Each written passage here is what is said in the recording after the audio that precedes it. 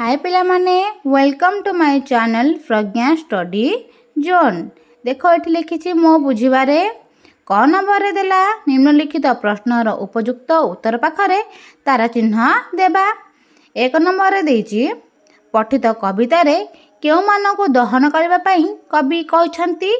Answer हे जो पिला माने क स्वार्थी जन मिथ्या कथा। ता पाखरे स्टार चिन्ह दे दियो पिला माने। 2 नंबर देछि झरणा सम झरबी हसी पदटीर तात्पर्य कौन। आर आंसर हो पिला माने तृष्णाकार रखिबी नहीं। ता पाखरे तारा चिन्ह दे दियो। मो चैनल को यदि नुआ आछा पिला माने ताहले सब्सक्राइब करी बेल आइकन को क्लिक कर नियंतु। देख पिले 3 नंबर देला नभर सम स्वच्छ मुखे केउ भाव नथिबो बोली कवितारे कुहा जायछि। तार उत्तर हेबो पिला माने हिंसा व्यथा। ता पाखरे तारा चिन्ह दे दियो। 4 नंबर देला कहा परी कवि दुख प्रास को आवरी नेबा पाई कवितारे कहछंती। तार उत्तरटे हे जो पिला माने धरणी सम। ता पाखरे स्टार चिन्ह दे दियो। 5 नंबर देला समता पथे चलिबा पाई कवि केउ गान गाइबा पाई चाहछंती। तार उत्तरटे हे जो पिला माने शांतिर गान। ता पाखरे तारा चिन्ह दे दियो। शुण पिले जहाँ भी किसी डाउट होछि मते कमेंट लिखि जणाई देबे। नेक्स्ट देला मिलीमिशी जोड़िबा। कवितारू किछि पद क स्तंभ दिया जायछि सेही पद गुड़िकर अर्थ ख स्तंभ दिया जायछि। ठीक उत्तर को रेखा द्वारा जोड़। एटी क स्तंभ एटी ख स्तंभ देला। 1 नंबर रे पचारछि पक्षी सम गाइबी गीत हृदयरू हृदय उठिबी बाजी। आर आंसर टी हे जिवो पिला माने 4 नंबर सरल विहंगर काकली परी समस्त हृदय रे प्रतिध्वनि सृष्टि करिबा।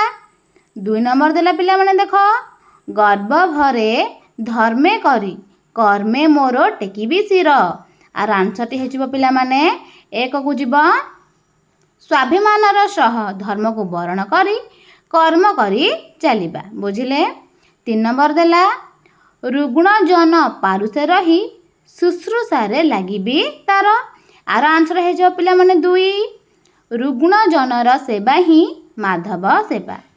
4 नंबर देला मुहित नुहे मोहरी पाई सबुरी लगी मोहरी प्राण। आर उत्तर हे जो पिला माने 3 नंबर परहित पाई निज जीवन को उत्सर्ग करिबा। बुझिले पिला माने। चलो तापर कोन देछि आमे देखि नबा। एठी लिखिछि कवितार पद गुडी को आलोचना करिबा। तळे देला कवितारू चयन करा जायथिबा केतेक पद तळे दिया जायछि सेगुड़िक भल भाबरे पढ़ और चिंता कर। सेथुरु तुमे कौन बुझिल निज निज भितरे आलोचना कर और लेख। 1 नंबर देला सिंधु सम फेराई देवी जिए से देव सरल हास धरणी सम नेबिरे नेबी बक्षे बही दुख प्रास। पिला माने तार उत्तर को चलो आम ए देखि नबा। जहाँ किसी डाउट रोची मत पिला माने कमेंट सेक्शन रे लिखि जणाई देबे। एठी देखो देला सिंधु सम ... दुख प्रास एबेधी लिखिबे। तापर देला उक्त गद्यांशटी पठित अष्टम श्रेणीर साहित्य सुरभि पुस्तकर शपथ कवितारू आसी अछि।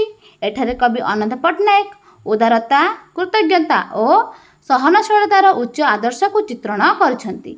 एठारे कवि कहछंती समुद्र विशाल अपार और गभीर अटे। जेपरी समुद्र अनेक नदीर जल को ग्रहण करिथाए सेहीपरि कविंक हृदय मध्य विशाल। जे केही तांकु सरल हास और स्नेह देव से ताकु समुद्र सम उदार मनरे अनेक गुणरे फेराई देबे। पृथ्वी समस्तंकर भार और दुख को निरबाधर सह बहन करे से केबे अभियोग करे नहीं। कवि मध्य पृथ्वी भली सहिष्णु होई अन्य मानक दुख को निज बक्षरे बहन करने को चाहिए बोली कवि कहते। जदि आमे समुद्र भली विशाल हृदय और पृथ्वी परि धैर्य धरिबु तेबे समाज रे स्नेह शांति और एकता बढ़िबो। वास्तव में कवि वर्णना बेस मनोलोभा अटे। चलो आम ए ख नंबर देखि नबा। 2 नंबर देला मुहित नुहे मोहरी पाई सबुरी लगी मोहरी प्राण समता पथे पताका बाही शांति रे मो रचिबी गान। चल पिला माने तार उत्तर को आम ए देखि नबा। उत्तर देला मुहित ... रचिबी गान ଉକ୍ତ ପଦ୍ୟାଂଶଟି ପଠିତ ଅଷ୍ଟମ ଶ୍ରେଣୀ ସାହିତ୍ୟ ସୁରଭି ପୁସ୍ତକର ଶପଥ କବିତାରୁ ଉଦ୍ଧୃତ। ଏଠାରେ କବି ଅନନ୍ତ ପଟ୍ଟନାୟକ ଉଚ୍ଚ ମାନବତାବାଦୀ ଆଦର୍ଶ, ନିଷ୍କାମ ସେବାଭାବ ଓ ସମତା ଶାନ୍ତିର ଭାବକୁ ସୁନ୍ଦର ଭାବେ ପ୍ରକାଶ କରିଛନ୍ତି। କବି ପ୍ରକାଶ କରିଛନ୍ତି ଯେ ତାଙ୍କ ଜୀବନ କେବଳ ସୁଖ ସାଧନ ଲାଗି ନୁହେଁ, ଏହା ସମସ୍ତଙ୍କ ମଙ୍ଗଳ ପାଇଁ ଉତ୍ସର୍ଗୀକୃତ। ସମାଜରେ ଯେତେବେଳେ ଅସାମ୍ୟ, ଭେଦଭାବ ଓ ଅନ୍ୟାୟ ବୃଦ୍ଧି ପାଏ, ସେତେବେଳେ ଶାନ୍ତି ସୁଖ ବ୍ୟାହତ ହୁଏ।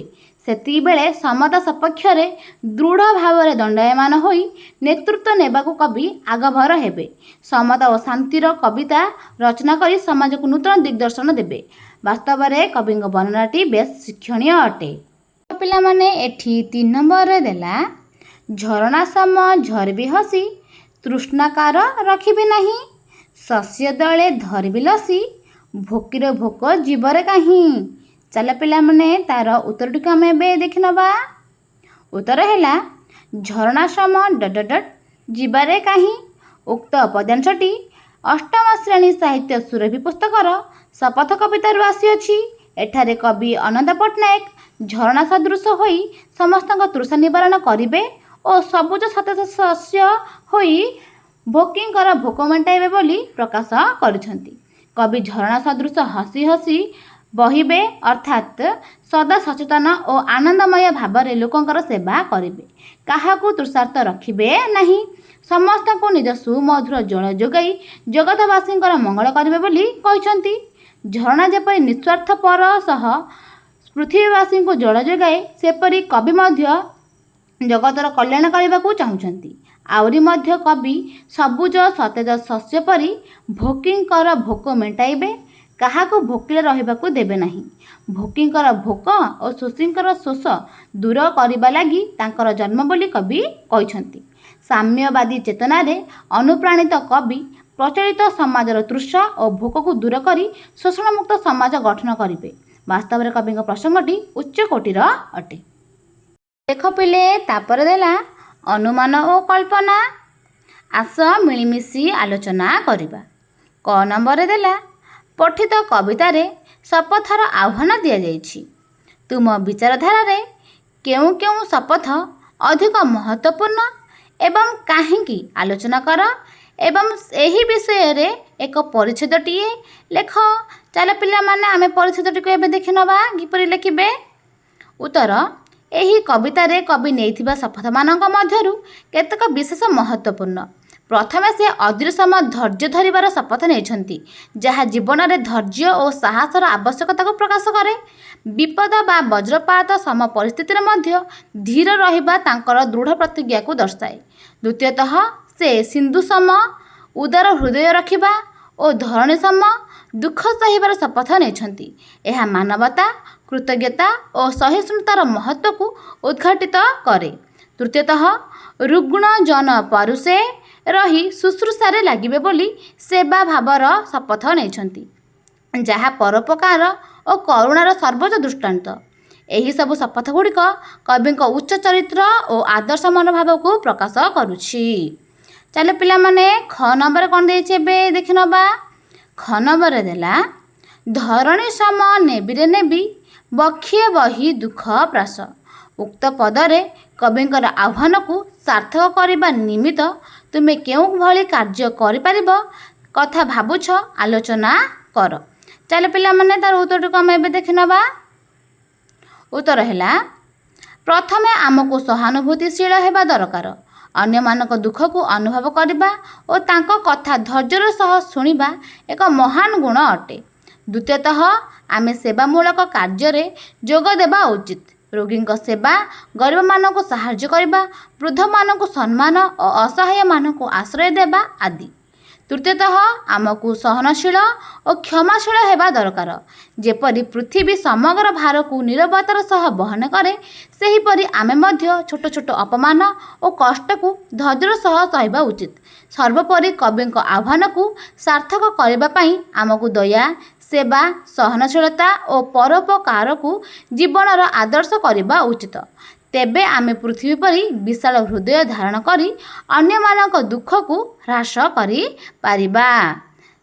ତାପରେ ଦେଖ ପିଲାମାନେ, ଗ ନମ୍ବର ଦେଲା, ଶପଥ କବିତାରେ ତମେ କେତୋଟି ଶପଥକୁ ନିଜେ ସାକାର କରିପାରିବ ସାଙ୍ଗମାନଙ୍କ ସହିତ ଆଲୋଚନା କର।